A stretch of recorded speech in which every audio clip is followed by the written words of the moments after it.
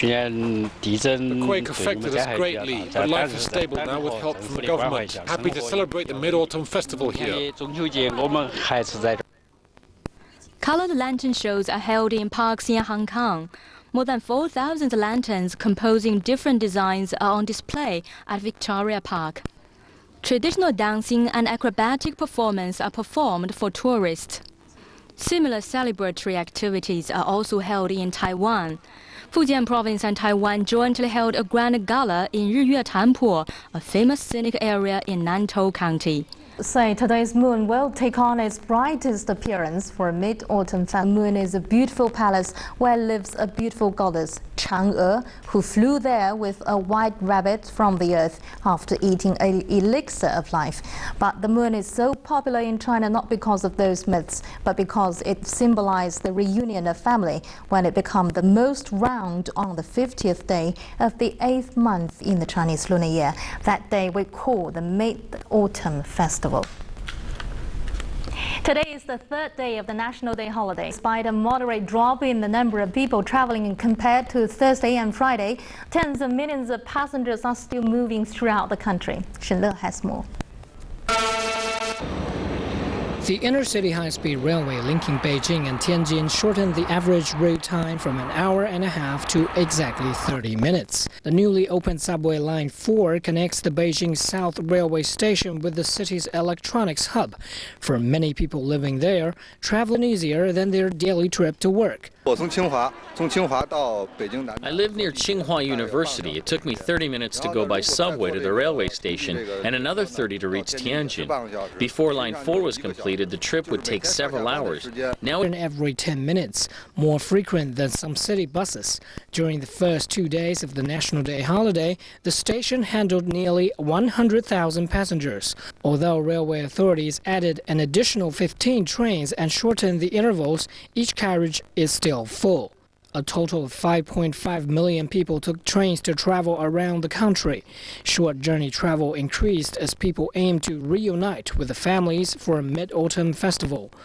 Railway authorities say there will be a sufficient supply of railway tickets in the next 3 days, except for some popular routes.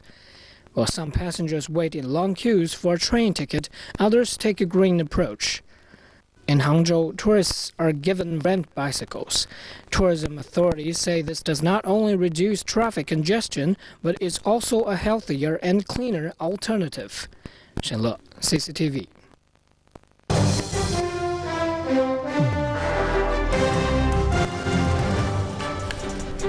In medical news, the National Development and Reform Commission is publishing a catalogue setting a ceiling price for essential medicines in the country. Half the drugs are cheaper, only a handful are more expensive. Here's Shen Le again with more details.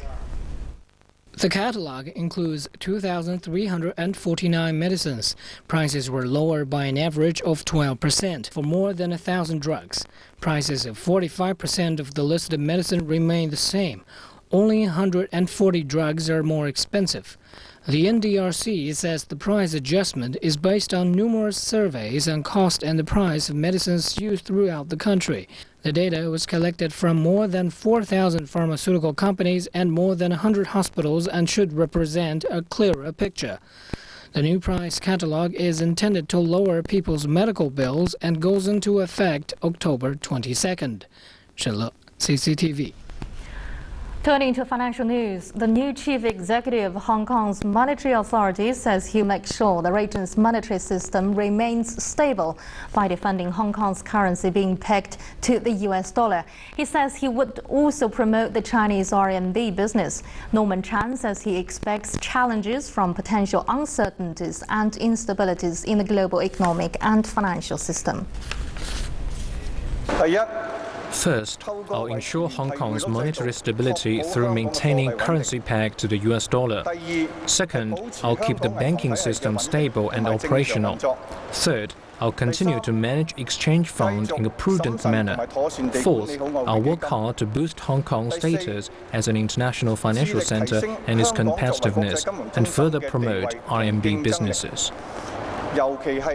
China attracted over $852 billion in foreign direct investment, or FDI, from 1970. The country has endeavored to improve its foreign investment environment since the reform and opening up policy was instituted 3 decades ago. At that point, the Bureau says FDI began a monumental surge into the world's most populous nation. The annual FDI total increased to $40.7 billion in 2000 and reached $92 billion in 2008. Welcome back. The Chinese mainland and Taiwan will open their first ever joint exhibition next Wednesday. It's the first time some of their treasures will be seen together since separation 60 years ago. The Taipei Palace Museum unveiled 3 Qing Dynasty relics borrowed from the Beijing Palace Museum. Shen Le has more. 3 of the 37 relics borrowed from the Beijing Palace Museum were shown at Friday's press conference. All of the antiques to be showcased at the exhibition are relics of Qing dynasty of 18th century, when Emperor Yongzheng reigned over the country. They include an imperial stone seal with the inscription, "Being an emperor is difficult." Today is a great day, and it has truly achieved an active cultural exchange between the two sides. The two sides have been split for 60 years. It's the first time we're working together for this significant and historic exhibition in Taiwan. The antique pieces also include a massive Yongzheng portrait. The Taipei Museum said the 37 antiques are highlights of the exhibition, and it cost over 1.4 billion Taiwan dollars to ensure the transportation of these 37 antiques. The historical exhibition is scheduled to open on October 7th and will last 3 months.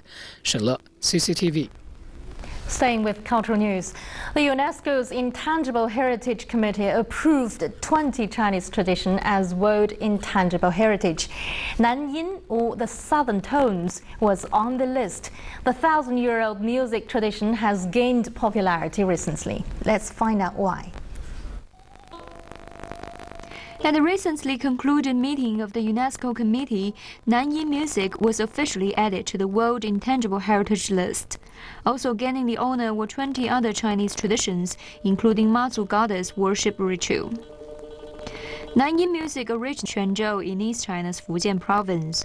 It later flourished in Southeast Asia thanks to local descendants who emigrated to Taiwan Island and to Malaysia, Indonesia, the Philippines, and Singapore.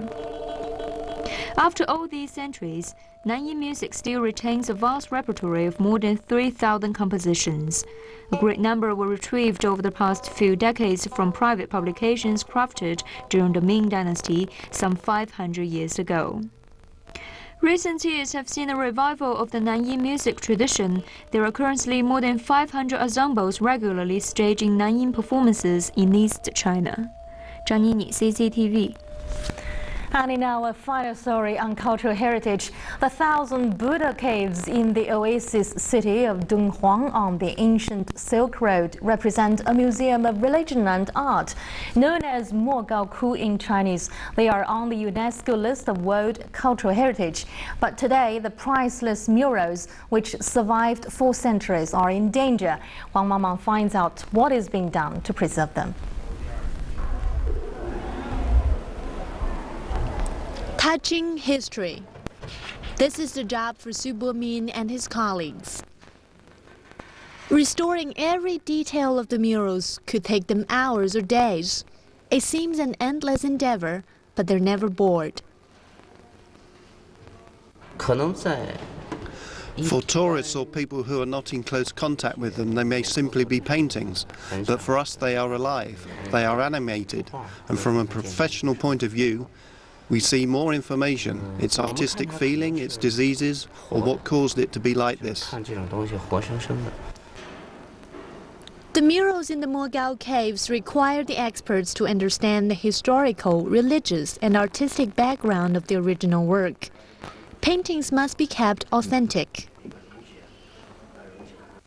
The principle is repairing the old to the way it was. Our job is to make it look as though we've done nothing. This is the best result. The name Mogaoku means peerless caves. From the 5th to 14th centuries, monks and Buddhist worshippers created some 800 caves off the cliff. Sizes vary, but all are cut rock. The sandstone deteriorates over time.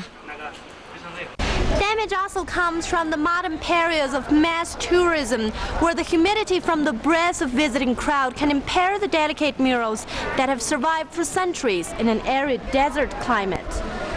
The threats are complex, but these laboratories are state-of-the-art. Experts can analyze every single component of the paint, simulate conditions inside the caves, and identify all substances retrieved from the relics. This helps them keep authenticity in their restorations. And there's another enormous project underway. Mogao is going digital. So the basic idea of the Digital Dunhuang project is to use new technologies to protect cultural relics. It aims to build a database containing detailed digital information and high-quality color images of the treasures. Inch by inch, these experts have taken 6,000 photos in this one cave over the past month. Together,